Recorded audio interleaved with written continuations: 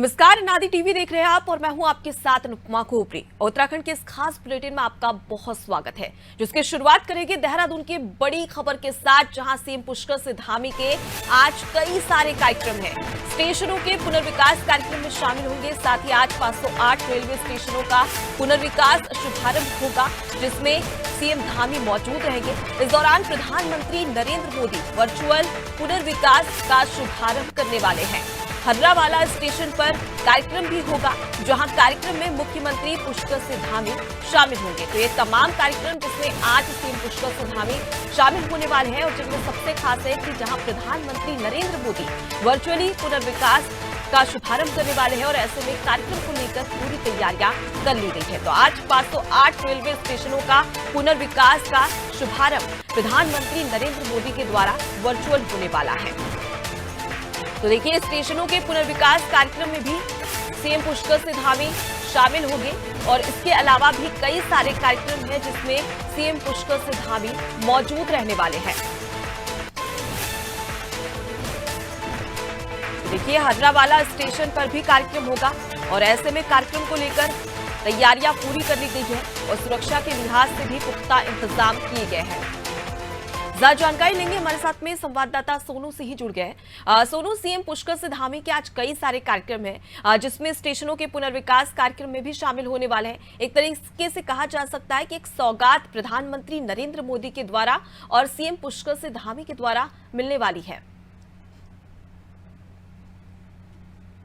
प्रधानमंत्री उत्तराखंड को नए रेलवे स्टेशन की जो है वो सौगात देंगे। नए स्वरूप में आधुनिक रेलवे स्टेशन जो हैं अब ये नजर आएंगे। उत्तराखंड के जो राजधानी देहरादून है, देहरादून का जो हर्रावाला रेलवे स्टेशन है, यहाँ पर मुख्य कार्यक्रम राज्य सरकार की तरफ से आयोजित किया जा रहा है, जिसमें मुख्यमंत्री पुष्कर सिंह धामी शामिल होंगे और इस लोकसभा क्षेत्र के जो सांसद है डॉक्टर रमेश पोखरियाल निशंक, जो पूर्व मुख्यमंत्री भी हैं, वो शामिल होंगे और जो राज्यसभा के सांसद हैं नरेश बंसल, ये इसमें शामिल होंगे। कार्यक्रम आयोजित किया जा रहा है और उत्तराखंड के देहरादून के साथ रुड़की, जो कि हरिद्वार जनपद का एक रेलवे स्टेशन है, और नैनीताल जनपद का जो एक रेलवे स्टेशन है लाल कुआ, यहाँ ये इन स्टेशनों की कायाकल्प होने जा रही है। इनका पुनर्विकास का कार्य जो है वो किया जाएगा। इसके लिए धन का प्रावधान कर दिया गया है।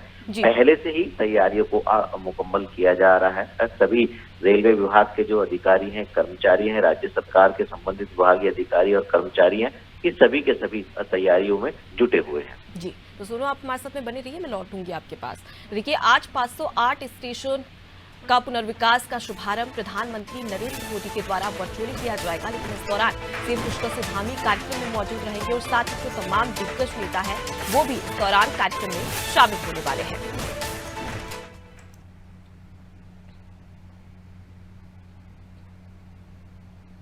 देहरादून से एक और बड़ी खबर सामने आ रही है, जहां देहरादून हरिद्वार की फार्मा कंपनियों पर छापे पड़े हैं। करोड़ों की जीएसटी चोरी का खुलासा हुआ है, जहां कंपनियों पर राज्य कर विभाग ने ये बड़ी कार्रवाई की है। बता दें कि लंबे समय से शिकायत मिल रही थी, जिसके बाद में कंपनी पर राज्य कर विभाग ने अपना शिकंजा कसा और इसके बाद ये बड़ी कार्रवाई की, जिसमें करोड़ों की जीएसटी चोरी का खुलासा भी हुआ है। तो देहरादून हरिद्वार की फार्मा कंपनियों पर ये छापे मारे गए हैं। ज्यादा जानकारी लेंगे, सोनू लगातार जुड़े हुए। सोनू, करोड़ों की जीएसटी चोरी का मामला यहां पर सामने आ रहा है। कौन कौन सी कंपनियां हैं जो कि कंपनियों पर राज्य कर विभाग का शिकंजा कसने को देखने को मिला है?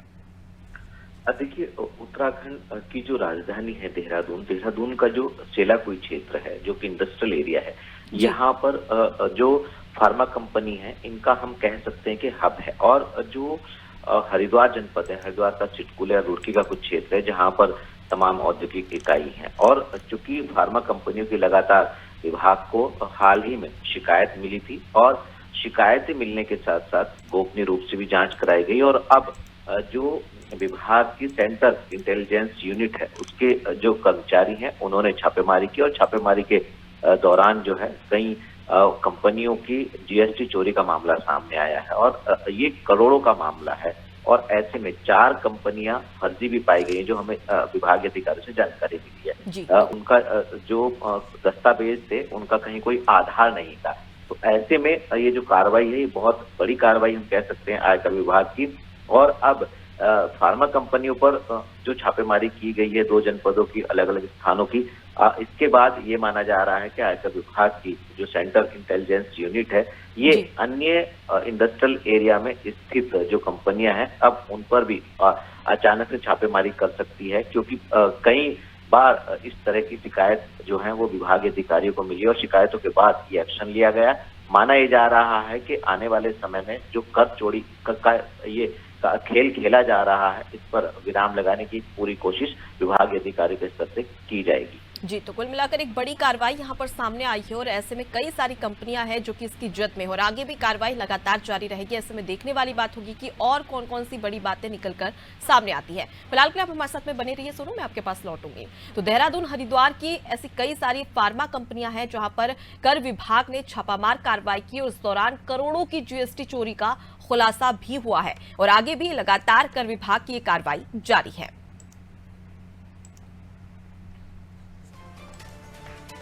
तो देखिए, बड़ी कार्रवाई कर विभाग के सामने आई है जहां पर उत्तराखंड की कई सारी कंपनियां अब इसकी जद में है। ऐसे में देखने वाली बात होगी कि आगे और कौन कौन सी कंपनियां इसकी जद में आती हुई नजर आती हैं।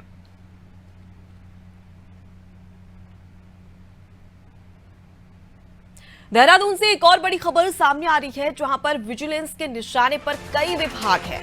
सीएजी ने विजिलेंस को सूची भेजी जहां अनियमितता वाले विभागों को सूची भेजी है। आपको बता दें कि विभागीय स्तर पर घोटाले की कार्रवाई भी होगी जहां अधिकारियों की जवाबदेही भी तय हो सकती है। तो विजिलेंस के निशाने पर अब कई सारे विभाग है और ऐसे में एक लंबी फेहरिस्त भी बनाई गई है जहां अनियमितता वाले विभागों को अब सूची भेजी जाएगी और साथ ही अधिकारियों की जवाबदेही भी इस दौरान तय होने वाली है। और यहाँ पर एक और बड़ी बात निकलकर सामने आ रही है जहां विभागीय स्तर पर घोटाले की कार्रवाई भी होने वाली है। ज्यादा जानकारी लेंगे, सोनू लगातार जुड़े हुए हमारे साथ में। सोनू, विजिलेंस के निशाने पर कई सारे विभाग है और इस दौरान जो सीएजी है उन्होंने विजिलेंस को एक लंबी सूची भी भेजी है। देखिए, सीएजी की ऑडिट रिपोर्ट में मामला सामने आया है कि जो गंभीर किस्म की वित्तीय अनियमितताएं हैं, गड़बड़ हैं, घोटाले हैं, लापरवाही है, ये कहीं ना कहीं सीएजी की रिपोर्ट जो ऑडिट रिपोर्ट है उसमें बात सामने आई और जैसे ही ये तथ्य बिल्कुल पुष्ट हो गए उसके बाद सीएजी ने इसकी जानकारी जो है वो पत्र के माध्यम से विजिलेंस को दी। विजिलेंस के विभाग के जो निदेशक हैं, सीनियर अधिकारी हैं, उनको ये जानकारी दी गई और विजिलेंस के निदेशक ने जो है शासन को इस पूरी प्रक्रिया से अपडेट करा दिया है। क्योंकि विभागीय स्तर पर भी जांच की जाती है और अब मामला सीएजी के स्तर से वो विजिलेंस के पास पहुंच गया है और शासन को अब इससे अपडेट करा दिया गया है। लिहाजा ये माना जा रहा है कि विजिलेंस पर भी के स्तर से भी आने वाले समय में जांच होगी और विभागीय स्तर पर भी जब जांच होगी तो कई अधिकारी और कर्मचारियों पर गाज गिर सकती है, उन पर एक्शन लिया जा सकता है, उनकी जवाबदेही तय की जा सकती है। कई ऐसे विभाग हैं जिन विभागों में वित्तीय अनियमितताओं का मामला सामने आया। मामला काफी गंभीर है। हाल ही में मुख्यमंत्री के निर्देश पर शासन स्तर से ये पत्र जारी किया गया था कि जो विभागीय स्तर पर अनियमितताओं के मामले सामने आते हैं उनको लेकर के जो विभागीय स्तर पर जांच कराई जाती है उन सभी जांच रिपोर्ट की जो है वो मौजूदा स्थिति शासन के उच्च अधिकारियों को विभाग स्तर के अधिकारी जो हैं विभागीय अध्यक्ष अपडेट कराएंगे और बताएंगे कि क्या इसमें एक्शन लिया गया।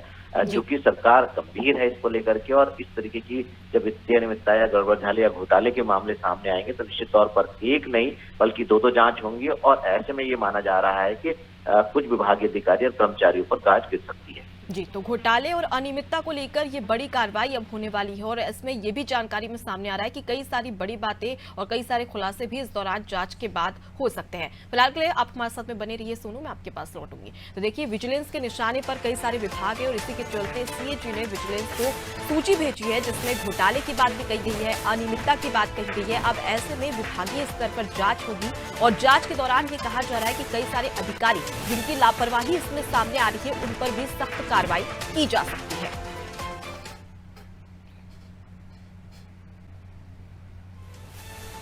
तो इस वक्त की बड़ी खबर आपको देहरादून से बता रहे हैं जहां पर आपदा प्रबंधन सचिव ने निर्देश जारी किए हैं। सचिव ने सभी जिलों को निर्देश जारी कर दिए हैं जहां गौरीकुंड के हादसे के बाद ये निर्देश जारी किए गए हैं। अस्थायी रूप से जो लोग रह रहे हैं उनके सत्यापन करने के निर्देश भी यहाँ पर दिए गए। साथ ही चार धाम मार्ग पर बाहर से आकर जो लोग रह रहे हैं उसकी भी एक लिस्ट तैयार करने की बात सचिव ने कही है। संवेदनशील क्षेत्रों का सर्वे कराने के निर्देश भी यहाँ पर आपदा प्रबंधन सचिव के द्वारा दिए गए हैं। आपको बता दें कि हाल ही में गौरीकांड हादसा हुआ था, जिसमें मलबे में लैंडस्लाइड की वजह से 4 से 5 दुकानें ध्वस्त हो गई थी। 20 लोग उस मलबे में दब गए, जिनमें से 4 लोगों के शव बाहर निकाल लिए गए और अभी भी रेस्क्यू ऑपरेशन जारी है। और इसी से एक बड़ा सबक लिया है, जिसके बाद में आपदा प्रबंधन सचिव ने ये तमाम निर्देश जारी किए हैं। तो चारधाम मार्ग पर बाहर से आकर जो लोग रह रहे हैं, संवेदनशील क्षेत्रों का सर्वे कराने के निर्देश भी यहाँ पर दिए गए हैं। ज्यादा जानकारी लेंगे, सोनू हमारे साथ में लगातार जुड़े हुए। सोनू, गौरीकुंड हादसे के बाद में अब आपदा प्रबंधन सचिव ने निर्देश जारी किए हैं और साथ ही कहा है कि जिस प्रकार से जो अस्थायी रूप से जो लोग रह रहे हैं और जहां पर लैंडस्लाइड की आशंका है, वहां पर भी लगातार अब प्रशासन पूरी तरीके से अलर्ट नजर आ रहा है। देखिए, जो आपदा के लिहाज से संवेदनशील क्षेत्र हैं, ऐसे स्थानों पर रहने वाले लोगों को, और खास तौर से जो बाहरी क्षेत्रों से लोग आकर के यहाँ चारधाम यात्रा मार्ग पर रह रहे हैं, अस्थायी तौर पर कुछ कामकाज कर रहे हैं, ऐसे लोगों का सत्यापन करा लिया जाए, ताकि किसी भी हालात के बाद जो है वो इनके परिजनों से संपर्क किया जा सके। और खास तौर पर इसका जानकारी, इसका डेटा जो है वो जिला प्रशासन के पास हो पहले से ही, और कहीं पर कोई भी आपदा आती है तो इनकी पहचान कर इनको जो नियमों के अनुसार मुआवजा राशि दी जाती है वो दी जा सके, और इसके साथ साथ राहत और बचाव कार्य तेजी से किया जा सके। चारधाम यात्रा मार्गों के साथ साथ जो नदी है, नदी के किनारे पर जो आकर के लोग रहने लग जाते हैं, उनकी जो सत्यापन है उनका, वो कराना जरूरी है। इसी को लेकर के आपदा प्रबंधन सचिव ने निर्देश दिए हैं और साफ तौर पर जिलाधिकारी को ये कहा है कि जो भी अस्थायी तौर पर लोग इस तरह से रहते हैं, आपदा के लिहाज से जो संवेदनशील क्षेत्र हैं, ऐसे सभी क्षेत्रों का भी सर्वे करा लिया जाए और जो लोग रह रहे हैं इनका भी सत्यापन करा लिया जाए। आने वाले समय में जो भी जिस जनपद में चारधाम यात्रा मार्ग में जो लोग बाहरी क्षेत्रों से आकर के कामकाज कर रहे हैं या रह रहे हैं, ऐसे लोगों की जानकारी जो है जिला प्रशासन के पास होगी, तो कहीं ना कहीं शासन को कोई भी एक्शन लेने में सहूलियत निश्चित तौर पर आने वाले समय में होगी। जी सोनू, चारधाम मार्ग पर बाहर से जो लोग आकर रह रहे हैं, अगर वहां पर लैंडस्लाइड जैसी घटना की आशंका रहती है तो उन्हें कहां पर विस्थापित किया जाएगा? क्या उसके लिए कोई पुख्ता इंतजाम किए गए हैं? देखिए, चारधाम यात्रा मार्ग का काफी बड़ा एरिया है और ऐसे में जो ये घटना जो सामने आई है, जो हादसा हुआ है गौरीकुंड से केदारनाथ धाम तक का जो है वो पैदल मार्ग है, और क्योंकि रास्ता छोटा है और पहले ही हम आपदा का दंश झेल चुके हैं, तो जो ज्यादा खतरनाक एरिया में दुकानें बनाकर रहने लग गए हैं या कामकाज करने लग गए हैं, ऐसे लोगों को लेकर के शासन गंभीरता बरत रहा है और जहां पर स्पेस है वहां पर इनका केवल सत्यापन करा लिया जाएगा और ये अपना कामकाज कर सकते हैं। इसी को ध्यान में रखते हुए शासन स्तर से ये दिशा निर्देश भी जारी किए गए हैं कि इस तरह की जो खतरे की जद में जो दुकान अस्थायी तौर पर बना करके कामकाज कर रहे हैं, ऐसी दुकानों को ध्वस्तीकरण कर दिया जाए और इस पूरे के पूरे 1 किलोमीटर के दायरे में तकरीबन 40 ऐसी दुकानें जिनमें लोग कामकाज कर रहे थे, चाहे वो नेपाली मूल के, चाहे स्थानीय लोग हो, चाहे बाहरी क्षेत्रों के लोग हो, इन सभी के सब लोगों को दूसरे सुरक्षित स्थान पर कहीं ना कहीं स्पेस दिया जाएगा और इन दुकानों का ध्वस्तीकरण किया जा रहा है। जी, और यहाँ पर सवाल ये भी उठता है सोनू, क्योंकि लंबे समय से जब भी बारिश का मौसम शुरू होता है तो लैंडस्लाइड जैसी सैकड़ों घटनाएं उत्तराखंड में सामने आती है। तो ये जो निर्देश जारी किए गए हैं ये पहले ही जारी कर दिए जाने थे ताकि इस प्रकार की स्थिति सामने आने वाले समय में देखने को ना मिल सके। फिलहाल के आप हमारे साथ में बने रहिए, आगे भी आपसे जानकारी लेंगे। तो देखिए, आपदा प्रबंधन सचिव ने निर्देश जारी कर दिए है और कहा है कि संवेदनशील क्षेत्रों का सर्वे किया जाए और उसके साथ ही चारधाम पर जो बाहर से लोग आकर रह रहे हैं उनका भी एक लिस्ट तैयार की जाए, ताकि जहां पर संवेदनशील क्षेत्र है, जहां पर आशंका जताई जा रही कि यहां पर लैंडस्लाइड जैसी घटनाएं हो सकती है, तो ऐसे में उन लोगों को विस्थापित किया जा सके।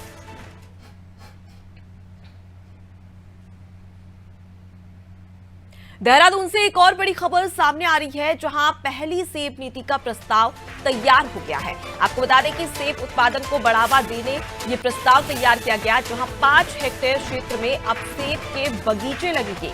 सरकार किसानों को प्रोत्साहित करेगी और ऐसे में 5 हेक्टेयर क्षेत्र में सेब के बगीचे लगाने के निर्देश भी यहाँ पर दिए गए हैं। तो देखिए, पहली सेब नीति का प्रस्ताव तैयार किया गया है, जिससे कहीं ना कहीं किसानों को लाभ पहुंचाने के लिए, उन्हें प्रोत्साहित करने के लिए इस प्रकार का प्रस्ताव लाया गया है, जहां पर किसानों को इससे काफी सहूलियत और लाभ भी मिलने वाला है। ज्यादा जानकारी लेंगे, सोनू लगातार जुड़े हुए। सोनू, एक तरीके से कहा जा सकता है कि सरकार किसानों के लिए प्रयास कर रही है, प्रोत्साहित करने के लिए प्रयास कर रही है, ताकि जो उनकी आर्थिक स्थिति है वो और ज्यादा मजबूत हो सके, और इसी के तहत पहली सेब नीति का प्रस्ताव तैयार किया गया है। देखिए, अगर हम इसको ऐसे देखें कि जो ऐसे किसान हैं पर्वतीय क्षेत्रों में रहने वाले हैं, जिनके पास भूमि जो है वो कम है, तो ऐसे किसानों को भी इस नई नीति के तहत लाभ मिलेगा। और जैसा कि आपने स्वयं भी कहा इस बात को कि जो काश्तकार हैं, सेब का उत्पादन करने वाले जो किसान हैं, उनको प्रोत्साहित करने के लिए सरकार जो है ये प्रयास कर रही है। अगर हम उत्पादन की बात करें, उत्तराखंड में जो अभी मौजूदा समय में उत्पादन हो रहा है वो जम्मू कश्मीर और हिमाचल की तुलना में बहुत कम है। और उत्तराखंड का उत्तरकाशी एक ऐसा जनपद है जिसमें काफी उत्पादन सेब का होता है। तो सरकार की एक कोशिश होगी कि इस नई नीति के लागू करने के बाद और जो है वो पर्वतीय क्षेत्रों में ज्यादा से ज्यादा सेब का उत्पादन हो सके और इसकी ब्रांडिंग के लिए मार्केटिंग भी की जा सके। इससे जो किसान है वो भी उत्साहित होंगे, प्रोत्साहित होंगे, उनकी आर्थिक स्थिति मजबूत होगी और कहीं ना कहीं इसका फायदा जो है वो सरकार को भी मिलने वाला है। जो नीति तैयार की जा रही है, नीति का जो प्रस्ताव तैयार किया गया है, इसमें आने वाले समय में किसानों के सुझाव भी लिए जाएंगे और किसानों के सुझाव के बाद इसको कैबिनेट में लाया जाएगा और उसके बाद कैबिनेट की मंजूरी के बाद इस नीति को लागू किया जाएगा। जी, तो फिलहाल के लिए बहुत शुक्रिया सोनू, तमाम जानकारी हम तक पहुंचाने के लिए। देखिए, जम्मू कश्मीर, हिमाचल प्रदेश में सेब का जो उत्पादन होता है वो उत्तराखंड के तरीके से अगर देखा जाए तो वहां पर ज्यादा होता है, लेकिन अब उत्तराखंड में सेब उत्पादन को बढ़ावा देने के लिए अब एक पहली सेब नीति का प्रस्ताव तैयार किया गया है, जिसके तहत ये माना जा रहा है कि इससे जो किसान है वो उन्हें एक अच्छी आय मिलेगी, उनका विकास होगा और उनका विकास के साथ ही साथ प्रदेश का विकास भी होने वाला है। और इसी के चलते पहली सेब नीति का प्रस्ताव तैयार किया गया है। तो उत्तराखंड के इस खास बुलेटिन में इतना ही। देखते रहिए नादी टीवी। नमस्कार।